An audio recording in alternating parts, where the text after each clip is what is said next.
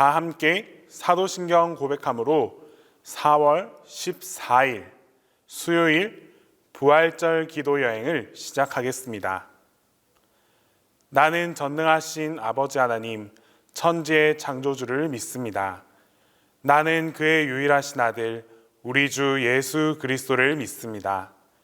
그는 성령으로 잉태되어 동정녀 마리아에게서 나시고 본디오 빌라도에게 고난을 받아 십자가에 못 박혀 죽으시고 장사된 지 사흘 만에 죽은 자 가운데서 다시 살아나셨으며 하늘에 오르시어 전능하신 아버지 하나님 우편에 앉아 계시다가 거기로부터 살아있는 자와 죽은 자를 심판하러 오십니다. 나는 성령을 믿으며 거룩한 공교회와 성도의 교제와 죄를 용서받는 것과 몸의 부활과 영생을 믿습니다.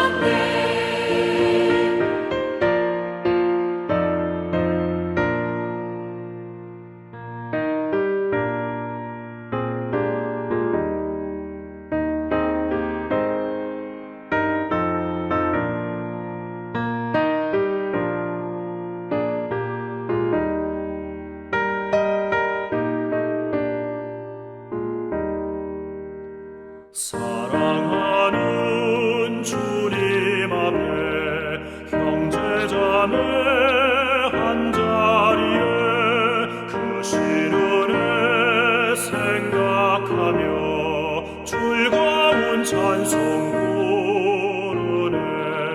내 주 예수 본을 받아 모든 사랑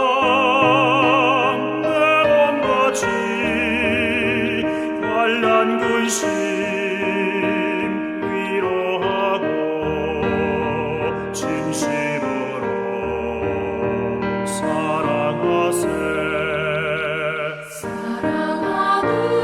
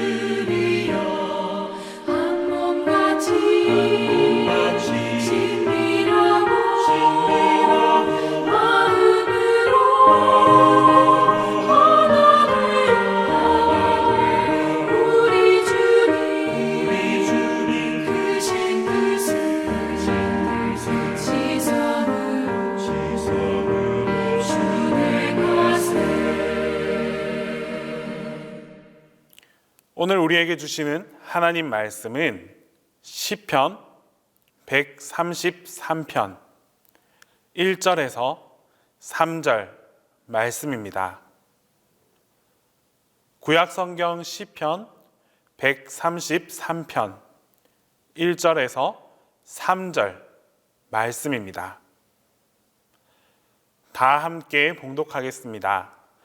보라, 형제가 연합하여 동거함이 어찌 그리 선하고 아름다운고, 머리에 있는 보배로운 기름이 수염 곧 아론의 수염에 흘려서 그의 옷깃까지 내림 같고, 헐몬의 이슬이 시온의 산들에 내림 같도다. 거기서 여호와께서 복을 명령하셨나니 곧 영생이로다. 2019년 통계청에서 발표한 출산율을 살펴보면 합계 출산율이 0.918로 기록되었습니다. 이는 대다수의 가정에서 자녀들을 1명, 많아야 2명 정도 낳아서 기른다는 것을 의미합니다. 하지만 과거에는 서너 명 혹은 그 이상으로 낳았습니다. 자녀들이 많았기 때문에 부모님은 자녀들에게 우애 있게 지내고 다투지 말라라는 말을 입에 달고 살았습니다. 부모의 입장에서 보면 자녀들이 다투지 않고 서로 사랑하고 우애 있게 지내는 것이 정말 가장 고마운 일입니다. 부모라면 누구나 다 가지고 있는 마음입니다. 하나님께서도 이와 마찬가지이십니다. 하나님께서 창조하신 피조물인 우리는 하나님 보시기에 모두가 다 자녀들입니다. 그러므로 우리는 서로가 형제요, 자매요, 남매이며 하나님 안에서 한 가족입니다.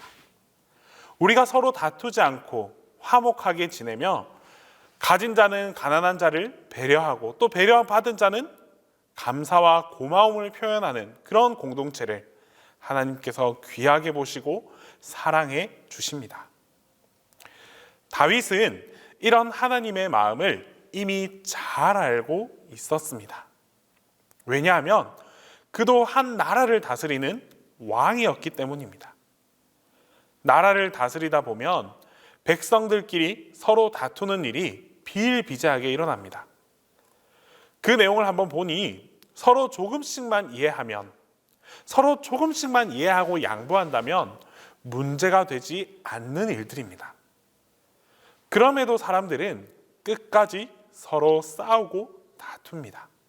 심지어 한 사람이 죽어야 끝이 나는 그런 문제도 나라 안에 빈번하게 일어났습니다.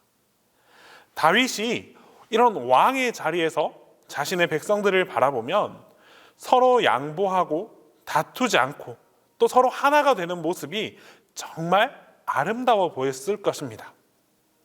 가진 자는 자기가 가난한 자에게 위로하고 베풀어주고 또 도움을 받은 자는 역으로 감사를 표현한다면 정말 행복한 공동체가 될 수 있을 텐데, 그렇게 하지 못하는 이 나라 백성들을 보면서 가슴 아팠을 것입니다. 그러므로 그가 왕으로서 백성들을 보면서 하나님이 서로 사랑하고 화목하게 사는 것을 원하신다라는 사실을 깊이 깨닫게 되었던 것입니다. 그 깨달음 가운데 이 시편을 지어서 하나님께 올려드립니다. 1절 말씀으로 보라, 형제가 연합하여 동거함이 어찌 그리 선하고 아름다운고. 다윗은 연합과 동거를 말하고 있습니다. 연합이란 힘이 아주 센 사람이 약한 사람을 강제로 억압하는 것이 아닙니다. 연합은 서로의 다름을 인정하고 나와 다르다 할지라도 서로가 함께하는 것, 함께하는 그것이 바로 연합입니다. 그렇지 않고 힘이 센 사람이 약한 사람을 찍어 누르는 것은 강제로 점령하는 것이고 또한 흡수하는 것이며 복속시키는 행위입니다. 연합이 되어야만 동거가 가능합니다. 연합하고 함께 살아가는 공동체가 하나님 보시기에도 귀하고 또 사람인 다윗이 볼 때도 귀하다라는 다윗의 고백이었습니다. 이처럼 교회 공동체 안에는 서로 다른 사람들이 하나의 집단을 이루어서 살고 있습니다. 우선 성별이 다르고요. 고향도 다릅니다. 또한 각자가 배워온 그 삶의 방식도 너무나도 다릅니다. 때문에 교회 안에서 같은 목적을 가진 사람들이 모여서 서로가 그들의 모임을 형성하는 것은 아주 올바른 일이다라고 할 수 없습니다. 사회에서 가진 직업으로 교회 공동체 안에서 집단을 이루고 또 지향하는 정치성, 그것을 가지고 교회 안에서 무리를 이루는 것은 하나님께서 원하지 않습니다. 세상에도 그런 공동체가 얼마든지 많이 있습니다. 세상 사람들은 무리 짓는 것을 좋아할 수 있습니다. 당을 이루는 것을 좋아합니다. 지향하는 색깔을 가지고 자기 집단을 이루면서 그렇게 살아갑니다. 하지만 하나님의 교회는 그리스도의 십자가 아래에서 하나가 될 수 있어야 합니다. 예수님의 십자가 보혈 아래에서는 하나가 되지 못할 이유가 그 어디에도 없습니다. 예수님께서는 중간에 그 막힌 담을 모두 허물어 주셨습니다. 자신의 육체를 찢으심으로 하나 되지 못한 것을 다시금 하나 되게 만들어 주셨습니다. 하나님께서는 예수님께서 하나 되게 하신 것을 이제 우리가 다시 분열시키는 그런 행위를 원하지 않습니다. 겨우 하나로 만들어 주셨는데 그것을 다시 분리시키고 분열시키는 행동들을 결코 원하지 않으십니다. 그래서 오늘 이 본문의 기사는 하나님께서 원하는 그 아름다운 연합과 그 동거의 모습을 또 다르게 표현하고 있습니다. 2절 말씀에 머리에 있는 보배로운 기름이 수염, 곧 아론의 수염에 흘러서 그의 옷깃까지 내림 같고, 아론의 수염 아래에는 제사장의 판결 흉패가 있습니다. 그 흉패 바깥에는 12개의 보석이 이스라엘 백성들 각 지파의 이름이 쓰인 채로 다 알알이 박혀 있습니다. 자, 이 상태에서 제사장 아론의 머리에 기름을 부으면 그 기름이 12개의 보석을 순서대로 타고 내리면서 아론의 옷깃까지 다 흘러내리게 됩니다. 이것이 무엇을 의미할까요? 이것은 성령께서 기름을 부으시면 그 기름은 어느 한 지파도 빼놓지 않고 공평하게 모두 다 흘러서 제사장 아론의 옷깃까지 흘러내린다라는 것을 의미합니다. 성령의 역사하심은 가장 큰 유다 지파든지 반대로 가장 작은 베냐민 지파든지 서로 어떠한 구별 없이 흘러가는 하나님의 능력이다라고 할 수 있습니다. 때문에 우리가 눈에 보이는 큰 지파, 작은 지파 이런 것들을 구별하는 행동은 하나님께서 보실 때에 정말 아무런 의미가 없습니다.